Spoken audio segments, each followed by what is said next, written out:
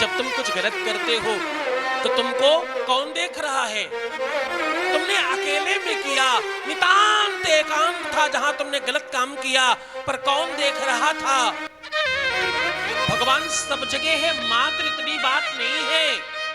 उस समय तुमको तुम देख रहे थे, उस समय तुमको तुम्हारी आंखें देख रही थी, उस समय तुमको तुम्हारी निजता देख रही थी, उस समय तुमको तुम्हारी आदतें देख रही थी, उस समय तुमको तुम्हारा स्वभाव देख रहा था, उस समय तुम्हारा व्यक्तित्व तुमको देख रहा था। तुम कैसे बनते हो, तुम कैसे बड़े होते हो और तुम्हारा कंस्ट्रक्शन कैसे होता है? तुम्हारी आदतों से, तुम्हारे स्वभाव से, तुम्हारे व्यक्तित्व से, तुम्हारी निजता से, तुम्हारी रहनी से तुम बड़े होते हो। गुरु गोरखनाथ जी कहा करते, बोले वेद पढ़े सो शिष्य हमारा, और शास्त्र पढ़े सो नाती, और रहनी रहे सो गुरु हमारा, हम रहे ताके साथी।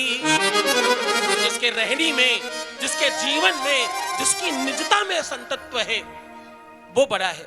इसलिए लोग पुराने कहा करते, मन ना रंगायो रंगायो जोगी कपड़ा।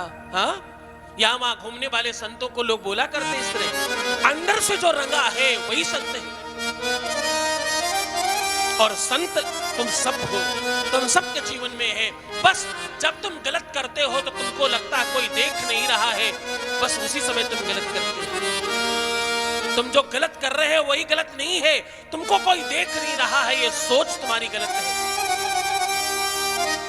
फिर तुम्हें कुछ मिलेगा नहीं। तुमको तुम्हारी आंखें देख रही हैं साहब, तुमको तुम्हारा स्वभाव, तुम्हारा व्यक्तित्व देख रहा है। एक बार गलत करोगे, दूसरी बार गलत होने की उसी समय नींव पड़ जाएगी, उसी समय गर्भ आ जाएगा दूसरा गलत करने के लिए, और अगली बार गलत से गलत जन्म लेगा, और गलत के बाद फिर एक गलत पैदा होगा, और उसके बाद फिर उस दूसरे गलत को जन्म देगा। काजर की कोठरी में कितनो सयान जाए, काजर की कोठरी में कितनो सयानो जाए, काजर की ये तलीक लागी है पे लागी है। हाँ? कितने ही तुम सयाने हो, पर गलत करने जाओगे तो तुमको तुम्हारी चीजें देख लेंगी और तुम्हें खराब कर देंगे। एक और बात कहूं, एक बार एक चेला जी हनुमान जी की पूजा कर रहे थे।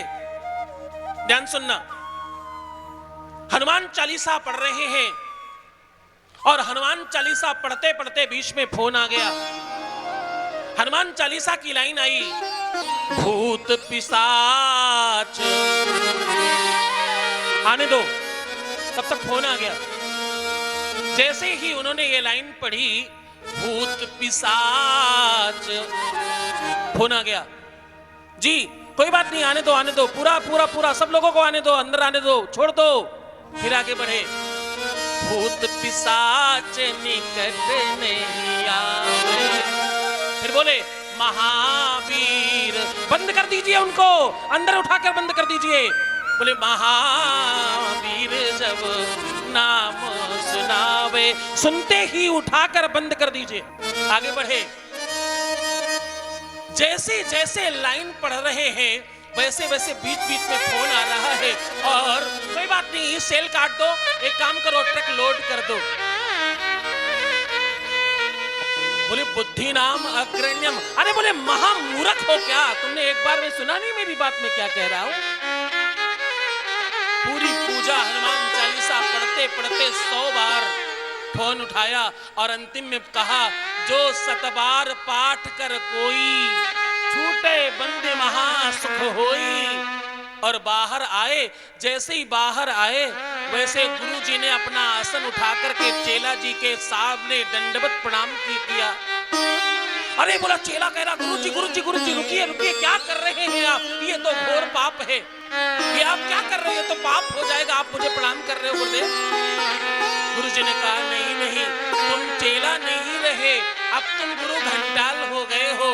तुमको तो हमसे ज्यादा बड़ा माना जाएगा, तुम हमसे ज्यादा आगे निकल गए, हम वहां तक न पहुंच सके, हमारे में उतनी क्षमता नहीं आ सकी बेटा, आज तक जितनी ज्यादा क्षमता तुम खुद ले आए। अरे बोले, गुरुदेव मैंने क्या किया, मैं तो आपका शिष्य हूँ। अरे बोले, नहीं नहीं, तुम शिष्य तब तक थे जब तक तुम छोटे मोटे पूजन पाठ कर रहे थे, अब तो तुम जब हनुमान जी को होल्ड पर डाल सकते हो, तो हम जैसे लोगों की क्या औकात है तुम्हारे सामने? हाँ?